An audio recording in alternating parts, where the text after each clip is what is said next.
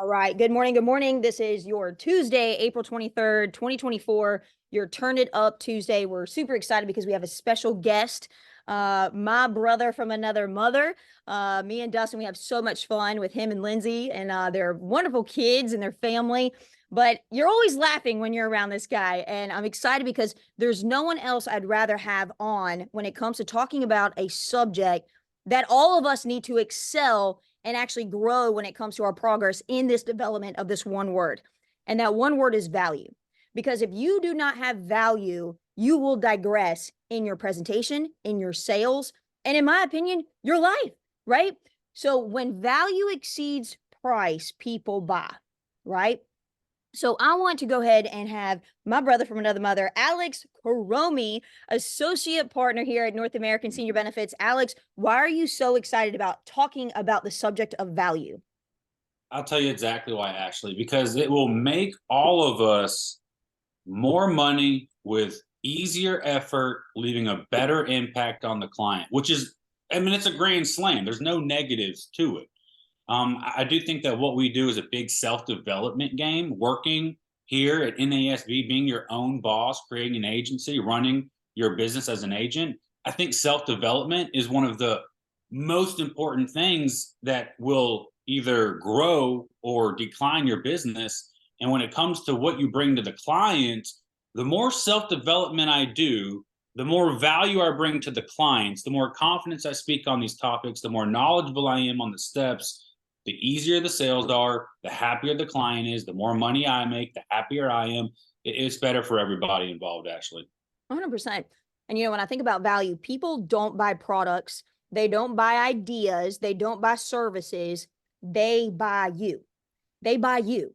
And so really it's now the game of, okay, well, if I want to increase my value, I'm going to start increasing my earning possibilities, my earning potential. So as you increase in this value, I remember TD Jakes talking about just expanding your global value. The reason why I know Jordan Smith, the reason why I know Greg Baden, Chad Milner, Lance Perry, the reason why I know if Alex or I, Laura Cisco, Greg Baden, if we call them, they're going to pick up our phone call. Why?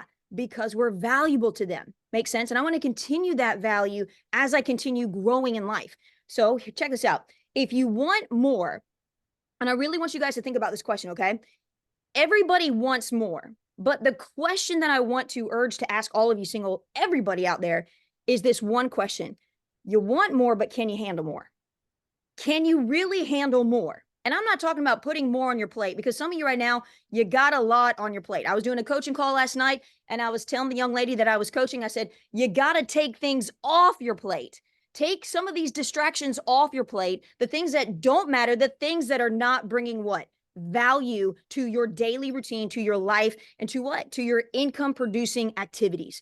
This is why it's so important, the word value. So, are you willing to be more valuable to your clients? So let's go ahead and get started. Alex, we discovered 3 points on how we can help these clients and our agents really bring more value inside this presentation. So let's talk about that first point. So I'll kick it to you. Absolutely. First one is diagnosing a need, getting early buy-in.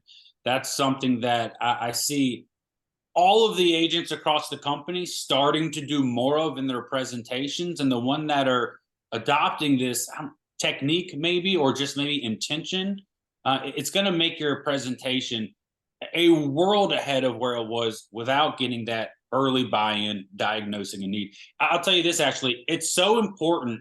We call it step 1.5. Like, we have added a formal step, and it's step 1.5. I don't know where y'all do it. I'd love to know, but where we ask and figure out that need, right, get that hot button, is step 1.5, to the point where it is another step for us because it's that important.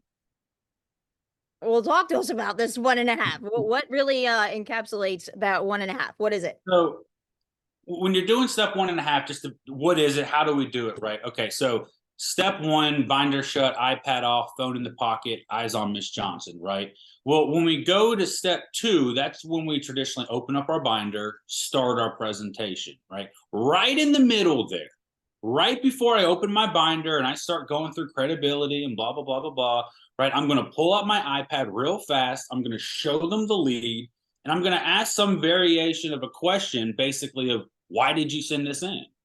And then I just sit back and I'm all ears. And it's amazing how when I say, hey, Miss Ashley, when you sent this in, you were looking for help on the state life insurance programs, actually.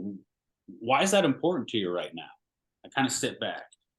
Guys, what do you think is going to come out of her mouth? Everything I need to hear so early on. I hear their hot buttons. I hear what's important to them. I hear why they want to be sold. I hear what's going on in their life that's got them thinking about life insurance. And to me, it's important that they're just now verbalizing this out loud as well. I feel like when you put it out in the world like that, it's hard to take it back. So when I say, hey, Miss Ashley, why'd you send this in? It's looking for help on the state life insurance program. Look, what's going on? And you go, oh, well, I've got these beautiful babies and I don't want something to happen to them. If something were to happen to me, they just mean the world to me. And I want to make sure if and when I'm gone, the Lord calls me home, that my babies are taken care of. Guys, whoa. Okay, I'm not going to skip steps. You better believe it. But boy, I got everything I need to just go through that presentation. And it's really one of our four golden rules of sales, actually. One of them being questions close. If you just go through your presentation without pausing to ask questions, you're just dragging them down a sales pitch. I have to stop and ask questions to make it a back and forth, to get their information, to get some customer specific value as well as their pain points. And so when I do that, the rest of the presentation is different, right? I've stopped and asked what's important to them. Now everything that follows feels like it's tuned to what's important to them. I'm doing the same 10 steps. I'm doing the same presentation. But because I paused for cause, I asked what was important to them. I shook my head. I kind of slowed down a little bit. And then I move forward. Everything else feels like it's done for them. And they're going to like me more. They're going to trust me more. They're going to be open with me. They're going to probably value what I have to offer a little bit more. And I'm much more likely to get the deal. And it makes my presentation easier. I know why I'm there. They've told me why I'm there. I don't have to fish for the reason why I'm there. Actually, you probably see it field training, right? Agents are looking to find and provide the reason why we're here, right? The client says, what do you do? No. Right. Why am I here? Why did you request me here? I don't know. I see people all day for thousands of different reasons. When you sent this in, what was going on? What were you thinking? What was important to you? What happened? Amen. Guys, the floodgates open up and here comes the information I need to know. Amen. I mean, you think about it like this: value identifies the need. That's exactly what we talk about. So in this one, diagnosing the need and getting early buy-in, folks, the value, when you're valuable, you're able to identify that need. And so many people, it's like they miss that, especially even when the senior throws it out there and you're so worried about the next step. You're focused on, okay, credibility. Next step is the active living benefits. And it's like you didn't even care that she said, hey, listen, my husband just passed away 3 years ago. And are we sitting on that? And I like what you just said. It's almost like you kind of close everything down, even though you might be taking notes. I always recommend taking notes, getting the people's names. Hey, what was your husband's name again? What was your daughter's name again? And what were those 3 grandkids? Who was your favorite? Man, how did that make you feel when your husband passed away? Gosh, tell me about it. How long were y'all married? I can already tell, Miss Johnson, that he was the love of your life. Just tell me more. And those open-ended questions, allowing them to speak. And I think sometimes a good gauge when it comes to value is, are you talking more than the senior in the presentation, or are you talking less than the senior? Because value is when you're listening to the senior and what their need is. We sit here and we talk about every agent and what their burning desire of a why is. What's your big, bad, burly why? Like, it's got to make you cry. It's got to make you so emotional when you're like, gosh, going out there day after day and you're helping somebody else, right? Well, aren't we doing the same thing? Aren't we trying to identify what their why is? And that's why if you're really wanting to pull that value inside this presentation, you got to be able to identify that pain point for them. What's that need? And then go down that rabbit hole with them. I love that step 1.5. And think about it like this. I always think about the fact of what really is separating you. Is your senior making a worthwhile investment with you being their agent? Are they? So we'll discover a little bit more, but let's get a little bit more meat on this bone. Alex, anything else that you want to talk about when it comes to identifying that need? Any other tips, any other questions that we can have? Because look, let's face it, it's hard sometimes with the senior that's closed off like this. And so as we know, they're always going to mimic you. So if we kind of just open up our arms a little bit, if we kind of break that just a little bit, man, it's amazing how if we could just ask the right questions. Alex, what are some of those questions? Yeah. So, one of the things that I've noticed here, and this happened last week, when you ask somebody a direct, powerful question like that, talking about life insurance, you're going to get some stories. You're going to get some comments, for lack of a better word, back to you that are hard to hear. Right? We've been in the field last week. I met two folks whose children passed away before they did. Right? That's always a very, very tough situation. Me, a new agent, what would I do? I would gloss over it.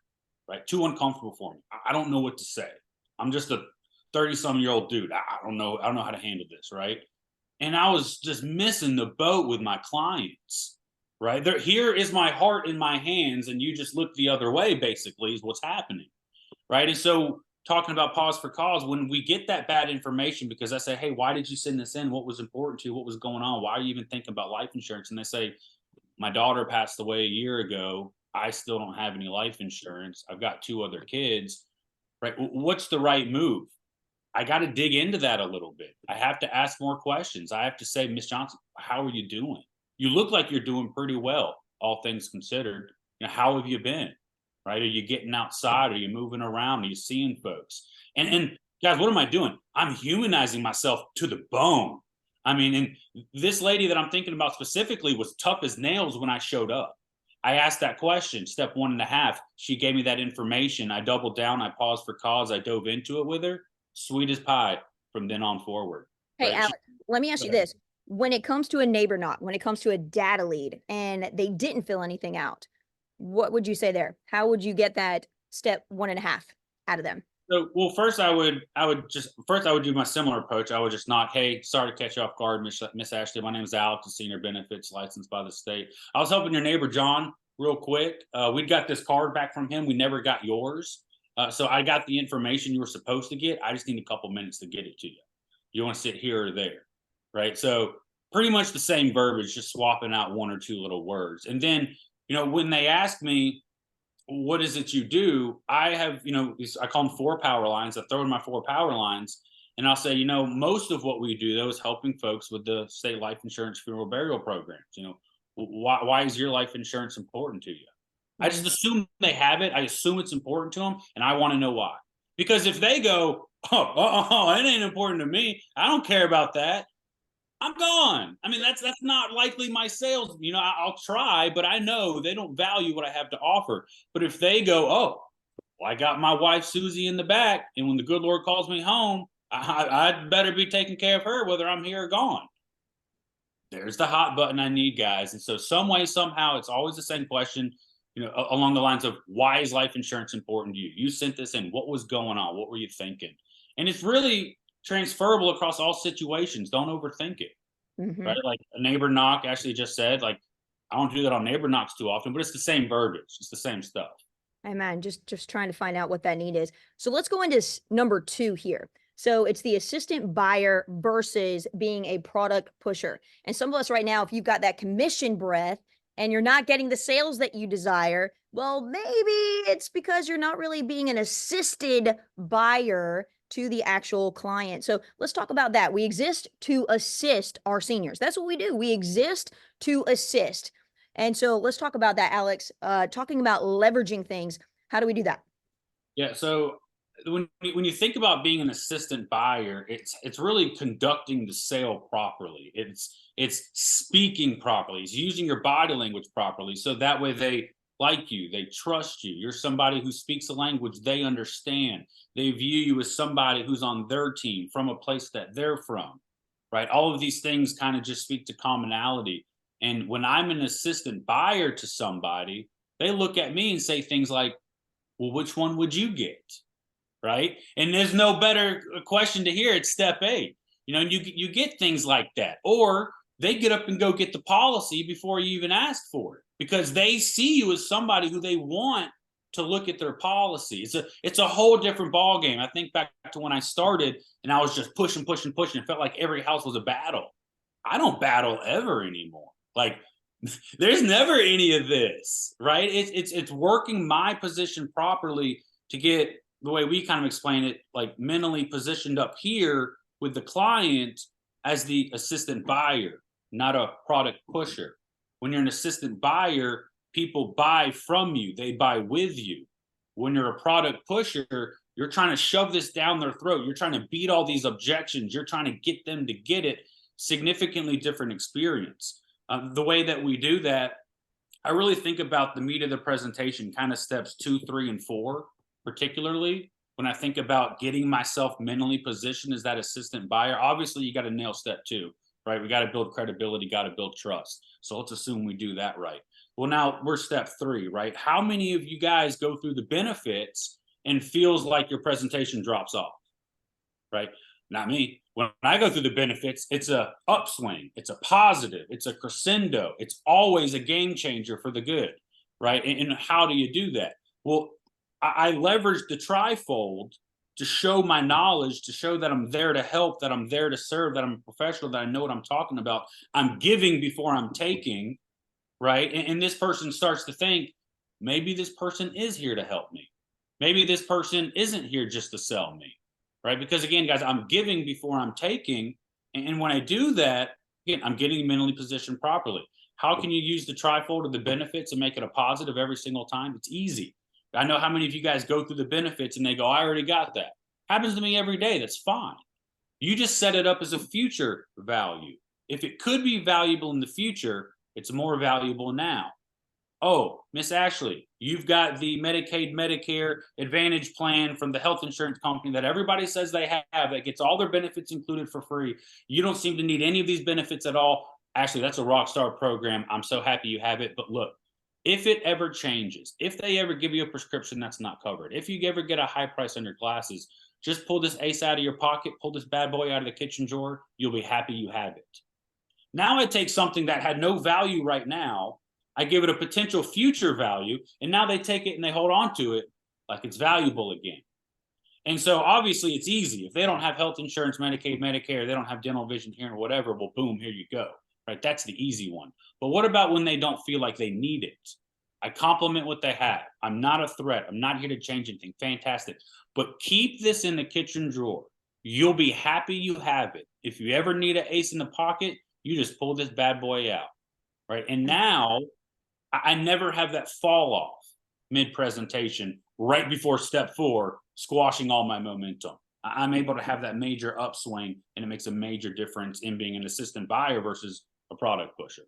You know, another thing too is when we go through that benefits checklist, I think it's pretty neat to be like, once we pull out that trifold and say, Miss Johnson, oh my gosh, I'm going to leave this information behind to you, but this information, some of the things in here might not be as valuable right now, but in the future, it's going to be super duper valuable for you. So Miss Johnson, I'm going to leave this behind to you. I'm going to circle the programs that you need right now. But just like what you said, you want to put this in the kitchen sink. You want to put this somewhere that you never know when you're going to need it. A new medication comes out, a new diagnosis comes out, a pair of prescription glasses are going to cost you $500. Miss Johnson, you're going to be very glad that you have this little piece of paper here, okay? And I'm so glad that I'm the lucky one that gets to actually go over this information with you. Are we almost giving that crescendo before we even go into that? When we go into step 3, man, Miss Johnson, this right here, this is going to change your life. But hey, guys, let's start saying that. So here's another thing too, is you've got the value sheets. I know that you're really big on step number 7.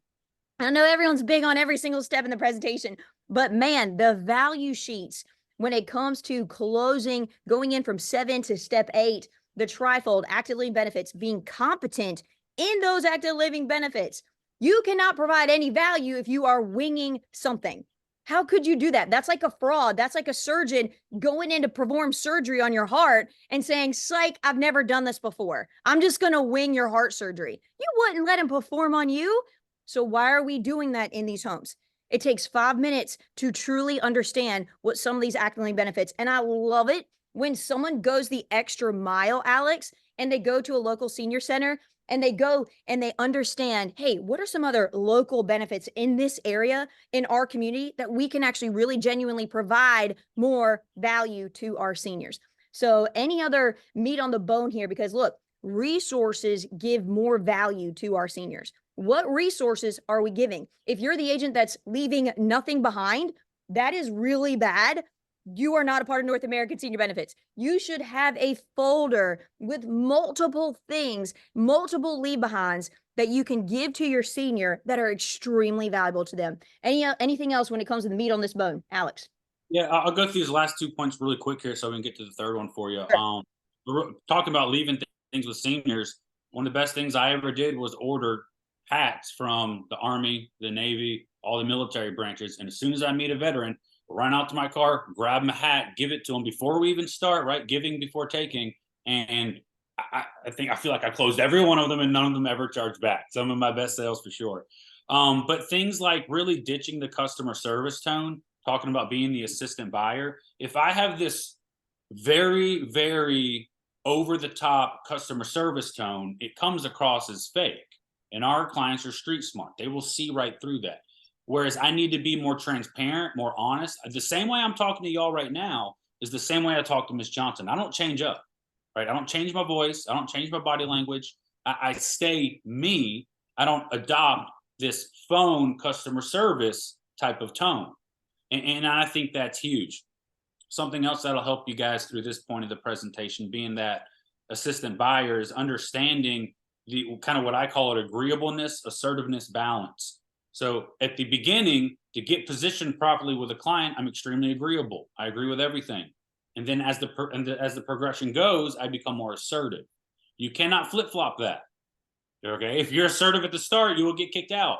And you must become assertive at the end, or they'll want to think about it. They'll want to talk to the kids. They'll ask you to come back. They'll say, can you leave your card? Whatever it is. And so the agreeableness, assertiveness balance is very big, but probably one of the most important things that will determine whether you're doing a good job of being an assistant buyer versus a product pushing salesperson is your ability to be detached from the outcome of the sale.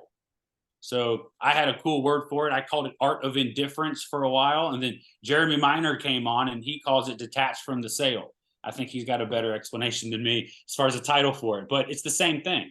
I can't let this client know I've got bias or skin in the game on this deal. I am that black and white indifferent educator. My job is just there to point stuff out, look for upgrades, look for discounts. If it's there, we get it. If it's not there, I go to the next one. It's as matter of fact as that. And I don't get my emotions involved. It either is or it isn't. It's either a doable deal or it's not. It's a sellable situation or it's not. I get the facts, I lay them out, I present them, and if there's something better, we move forward to it because that makes sense. If there's not, we leave it how it is. And when I'm very matter of fact, when I'm very indifferent, when I'm very detached from the outcome, I get all the trust I need. Because if they know I want them to pick the bigger one, or pick this one instead of that one, or I'm selling this company because of this instead of this company because of that, they're not going to trust me, right? It's that simple. And so you need to be indifferent, you need to be detached from the outcome of the sale. That's all I have on being assistant buyer there for you, Miss Ashley. You know, and wrapping up at this third point, it's people by people. And you might say to yourself, okay, well, why is that so valuable, Ashley and Alex? The reason why people buy people, yes, they don't buy ideas, they don't buy services, they don't buy products, they buy you. So what separates you from everybody else, every other agent out there? What separates you? And I think, Alex, in my opinion, when I'm thinking about people by people, value has to become your identity. It's got to become a part of who you are. And it's got to be almost this mission, this craving, this desire to want to give more to your seniors. And I just think it's so important to, when you're doing that, you're mastering the small talk art. I do believe that small talk conversationalist is an art. It's a skill set to be able to have a conversation with somebody you just met within 2 seconds. That's an interesting thing when you think about it. It's not like, oh yeah, what's up, buddy? Like with your friends. No, you just met this person. And how can you create chemistry when you've not even met somebody yet? And that's where value really steps in and plays a really big part about this, mastering the art of small talk. And well, really, what are the little things of small talk? Asking questions. to almost fall in love and be this investigator of Miss Johnson. So let's talk about that. What are some genuine questions that you like to ask when it comes to people buying people? What are some really good questions there? Yeah, I think it's super simple. I always like to ask people where they're from because then they tell me Michigan. Oh, I got family from Michigan. Oh, you came from Florida. Man, it sounds so nice down there. Why did you move up here? Right? You moved from California. Holy cow. What brought you over here from there? I just feel like that's so easy to show genuine interest. Like if I hear somebody comes from like South Dakota, I'm like, look, Miss Johnson, I'll be honest with you. The only thing I think about South Dakota is like snow. What is out there? I really don't even know. And they like just like you, they'll smile and they'll tell me what's going on with where they're from. I think that's so simple, so easy. But I think the most important thing you could do is try to ask genuine questions to show genuine interest and intentionally listen. So yeah, there's going to be somebody you have nothing in common with, and you have to try to connect on something that you really don't honestly care too much about. That is the weakest form of connecting. Do you have to do it sometimes? You got to, right? But you want to ask questions that you actually care about. If you have kids, just ask about kids. Watch that conversation light up, right? Like I started bow hunting with some of my buddies a few years back. When I walk in and they've got, the deer heads on the wall, I will almost kind of take that student role, put them up on a pedestal, like, oh my God, where did you get this monster? I just started. Like, what do you do? How do you do it? Like, what's your secret? And I kind of put them up on that pedestal a little bit. And I sit back as that student almost. And here they come now, just pouring out just connecting, because I've pushed them up a little bit. And I'm pretty actually genuinely interested, right? And so it comes across significantly more authentic. I think that if you can ask genuine questions that you care about, and then followed up with true intentional listening, sitting back, mouth shut, ears open, right? 2 ears, 1 mouth. I feel like connecting is not too difficult when you keep it honest and real. When you try to start being someone you're not, and you try to connect on something that's clearly BS for you, client's going to sniff it out. You're going to have a tough time. You're not really going to vibe. You're not really going to connect. So you need to be authentic about what you're talking about. I like to put it like this, and I've said this many times. Talk to Miss Johnson, the grandma. Don't talk to Miss Johnson, the lead. Talk to Mr. Johnson, the military guy. Don't talk to Mr. Johnson, the lead. Talk to Miss Johnson, the gardener, not Miss Johnson, the lead, right? And if I talk to the person, not the lead, guess how they talk to me? They talk to me like a human being, not just like another salesman knocking on their door. And so I think connecting really at the bare bones of it is about being genuine, authentic, transparent, honest, real. Even if you disagree, now maybe don't go into politics and money and things like that and disagree. But someone says, "Oh, I really wish I could go back to Michigan." I'm like, "Miss Johnson, you couldn't pay me enough to go to Michigan, right?" If I can be honest, they're going to trust me more, and I'm going to have better value, better connection. I think that's really kind of what I would do there, actually. It just brings you back to the world will always perceive you how you perceive yourself. So how do you perceive yourself? Are you actually that person that really does feel like what they're doing matters to your clients, your potential clients? And I love this. And, I know we use this, I guess you could say quote in business, but think long-term value over short-term profitability. I'll repeat that. Think long-term value over short-term profitability. We are here at North American Senior Benefits because of the value that this company brings, because of the people that you're in business with that bring the value. So this standard of excellence that we have, it is that important that we show that to our seniors. And if we're not showing those standards of excellence to our seniors, we have an A+ BBB rating. You represent one of the greatest companies, in my opinion, in the United States, because of the people that we're in line with, but then also because of the resources that we're able to give our seniors. But then also the biggest one, the most important one is that we genuinely care about our senior.